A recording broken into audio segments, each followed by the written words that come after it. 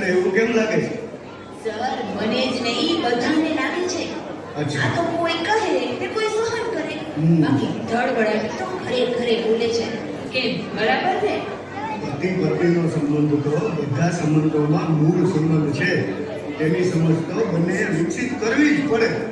Sir, મારે તો સમજવાની વાર છે. હા, પણ મારે અરે તું ચિંતા નહીં કર, ચાલ તારા ઘરે જઈએ. હવે તો મને 1 કલાકમાં તલાક મને જોઈએ તો છે. અડધી કલાકમાં તલાક જોઈએ. પણ થયું શેમાંથી? એકબીજાના ફોન બદલાઈ ગયા તેમાંથી. હે? ભાઈ, મને એવી વાતની ખબર પડી છે કે હવે તો મારાથી આ ઘરમાં રહેવાય જ અને નહીં. મને એવી વાતની ખબર પડી છે કે હું યાદ કરું છું ને તો મારે રોવાને રોવાને આગ લાગે છે. 1 કલાકમાં તલાક. અડધી કલાકમાં તલાક. અરે બસ હવે, શું થયું એ કહેશો? જો આજુ 5000 ના પોસ્ટ નો ઓર્ડર, 10000 ના ડ્રેસ નો ઓર્ડર, 7000 ના સેટ નો ઓર્ડર. અરે બાપ વગરના મેકઅપ બોક્સ, આટલા બધા ઓનલાઈન ઓર્ડર ના બિલ કેટલા જણને ચૂકવી? હે ભગવાન, આ મારી ચોઈસ બેસ્ટ છે ને એટલે આખી સોસાયટીનો ઓર્ડર છે. આ મારા ઓર્ડર નથી. અને તમે આ સ્ટેટસ, ફેસબુક ને ઇન્સ્ટાગ્રામ પર શું મૂક્યું છે? નવી ક્રેટા લીધી ને મારાથી છુપાવી. અરે તારી જેમ મને ગાડીના ભાવ કરાવવા મિત્રો લઈ ગયા હતા. ગાડી તો નસીબમાં નથી એટલે ફોટો પડાવ્યો તો ફોટામાં ફિટ થઈ ગયો. હાશ. આ સ્ટેટસ, ફેસબુક, ઇન્સ્ટામાં કઈ સાચું હોય નહીં હે? હા, એ વાત તો સાચી. તમે ભૂલ કરી ગયા. ભૂલથી કેટલાય બાળકો રખડી પડે છે. આવી નાની નાની ગેરસમજથી પતિ પત્નીનો શ્રેષ્ઠ સંબંધ નબળો પડી જાય છે. હા, હા, એ બરાબર છે. આપણા પ્રાચીન ઋષિઓએ લગ્ન પ્રથા શરૂ કર્યા પછી જ જંગલી સ્થિતિના આદિમાનવની વિકાસ યાત્રા અનેક ગણી વેગવંતી બની. લગ્ન એ તો મહાયજ્ઞ છે, જેમાં પતિ પત્ની, અગ્નિ, સમાજ અને ભગવાનની સાક્ષીએ આ સર્વોત્તમ સંબંધની પ્રતિજ્ઞા કરે છે. કેવી પ્રતિજ્ઞા? સપ્તપદીની 7 પ્રતિજ્ઞા. સાંભળો તેનો સારાંશ. પ્રથમ પ્રતિજ્ઞા, પતિ પત્નીનો પરસ્પર પ્રેમ અને વિશ્વાસ. બીજી પ્રતિજ્ઞા, પતિ પત્નીના વિકાસ માટે પૂરક બનવું. સમજો બરાબર. હવે હું તો સમજુ છું, તું નથી સમજતી. તમે નથી સમજતા. તું નથી સમજતી. તમે નથી સમજતા. સાચી વાત છે, સાવ સાચી વાત છે. તું નથી સમજતી, તમે નથી સમજતામાં સમજવાનું જ રહી જાય છે. એકાદની જિંદગી પૂરી થઈ જાય છે ને પછી બે નહોતા સમજતા એ સમજાઈ જાય છે. પણ ત્યારે બહુ મોડું થઈ જાય છે.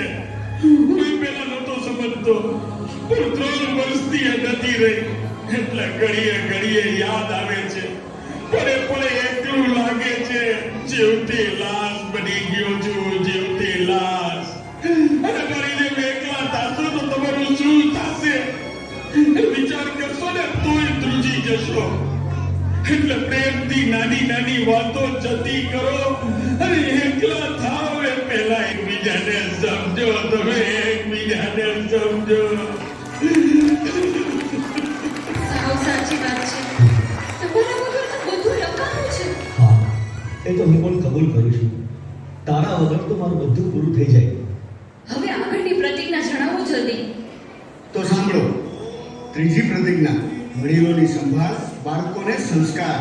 ચોથી, પશુ, પક્ષી અને પ્રકૃતિનું સંવર્ધન અને સંરક્ષણ.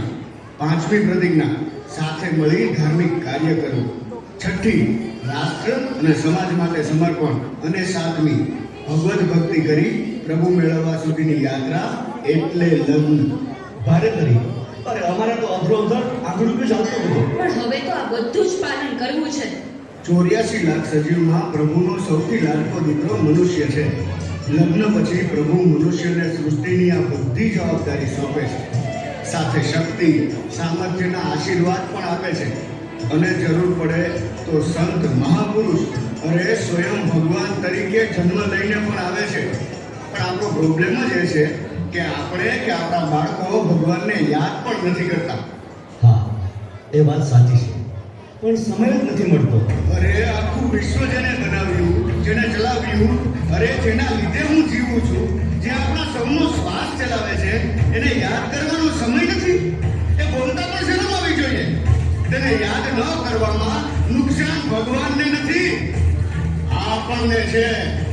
મમ્મી જલ્દી જો, શું થયું? બેનકી પડી ગઈ છે, બેભાન થઈ ગઈ છે, કઈ બોલતી નથી. જલ્દી જો. શ્વાસ પર લગ લાગે છે. હે ભગવાન આને શું થઈ ગયું હે ભગવાન શું કરે ભગવાન?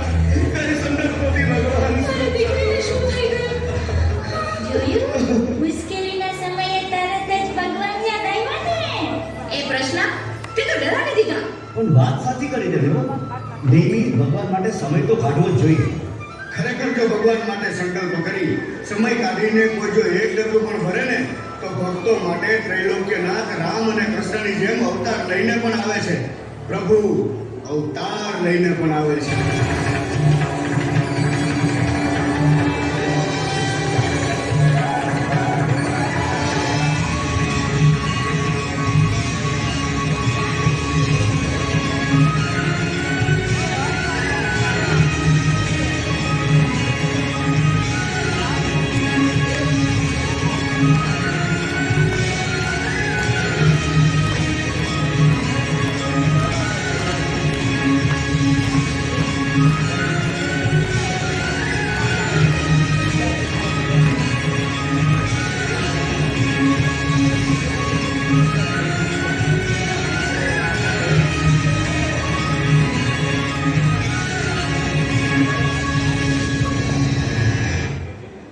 ખરેખર આજ તો મારા બધા પ્રશ્નોના જવાબ મળી ગયા. મને સમજાઈ ગયું કે વિજય થવા માટે વ્યક્તિગત વિકાસ અને સામાજિક ઐક્ય જરૂરી છે. વ્યક્તિગત વિકાસમાં મોહ, આળસ, કંટાળો, નિરાશા જેવી બધી બાબતો છોડી લક્ષ્ય બનાવી સમયપત્રક મુજબ સતત મહેનત કરવાથી જરૂર સફળ થઈ શકાય. અને બધા સંબંધોનું મહત્વ સમજી તેમાં સ્નેહ સંવાદિતા સમર્પણ અને સમજ કેળવીએ તો કુટુંબથી રાષ્ટ્ર સુધી બધે જ ઐક્ય આવે તે જ સાચો વિજય કહેવાય.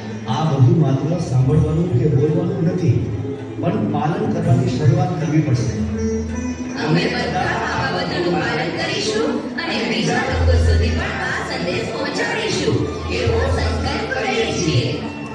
દરેક પાલક અને સંચાલક સાથે મળી આવો સંકલ્પ કરે તો પરમ કૃપાળુ પરમાત્મા પાસેથી ભવ્ય આશીર્વાદ